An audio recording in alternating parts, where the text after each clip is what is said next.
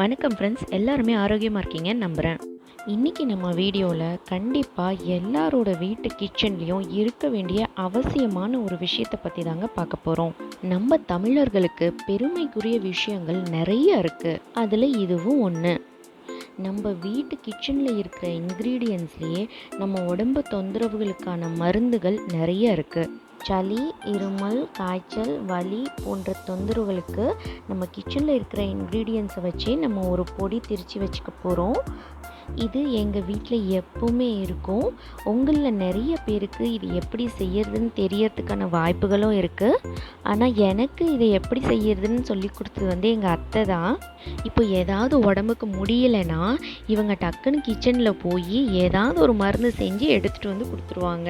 நம்ம ஊருக்கான பெருமைக்குரிய விஷயம் என்னன்னு பார்த்தீங்கன்னா, நம்ம தாங்க உணவே மருந்து அப்படின்ற முறையில் உணவுகளை சமைச்சு ஆரோக்கியமான உணவை சாப்பிட்றோம். இப்போ நம்ம இந்த பொடிக்கு என்னெல்லாம் தேவை, அதை எப்படி செய்யறதுன்னு பார்க்கலாம். 50 கிராம் சுக்கு எடுத்துக்கணும். இந்த சுக்கு பார்த்திங்கன்னா நம்ம உடம்புல நிறைய விஷயங்களுக்கு ரொம்பவே பயனுள்ளதாக இருக்கும். நம்மளோட உணவு செரிமானத்துக்கு, சளிக்கு, அதுக்கப்புறம் சுகருக்கு, நம்ம உடம்புல எங்கேயாவது இன்ஃப்ளமேஷன்ஸ் இருந்ததுன்னா அந்த இன்ஃப்ளமேஷனை போய் சரி பண்ணுறதுக்கு, இதுக்கு எல்லாத்துக்குமே இந்த சுக்கு ரொம்பவே பயனுள்ளதாக இருக்கும். மிளகு 25 கிராம் எடுத்துக்கணும். இந்த மிளகு பார்த்திங்கன்னா நம்ம வீட்டு கிச்சனில் இல்லைன்னு சொல்லவே முடியாத ஒரு இன்க்ரீடியண்ட்டு.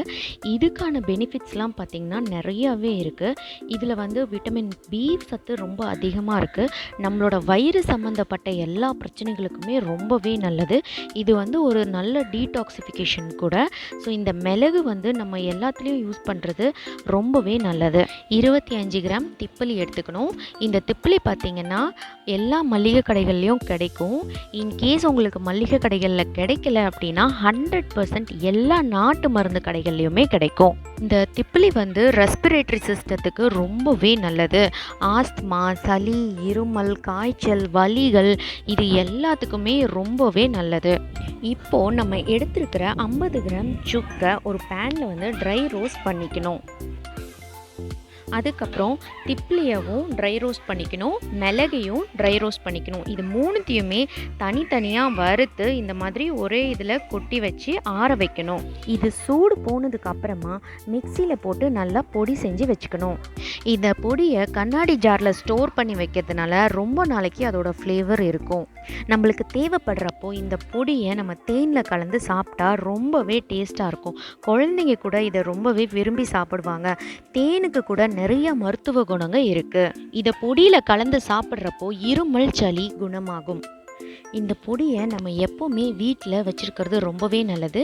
நம்மளுக்கு திடீர்னு எந்த தொந்தரவு வரப்போவும் இதை எடுத்து நம்ம யூஸ் பண்ணிக்கலாம். அது மட்டும் இல்லைங்க, நம்ம ரசம் செய்கிறப்போ அதில் கூட இதை கொஞ்சம் போட்டு செய்யலாம். என்னோட இந்த வீடியோ கண்டிப்பாக உங்களுக்கு பயனுள்ளதாக இருக்கும்னு நான் நம்புகிறேன். எனக்கு உங்களோட சப்போர்ட் எப்போவுமே தேவை. ஸோ என்னோடய வீடியோஸை லைக் பண்ணுங்கள், ஷேர் பண்ணுங்கள், சப்ஸ்கிரைப் பண்ணுங்கள். ரொம்ப நன்றி. எல்லாரும் ஆரோக்கியமாக வாழ்வோம்.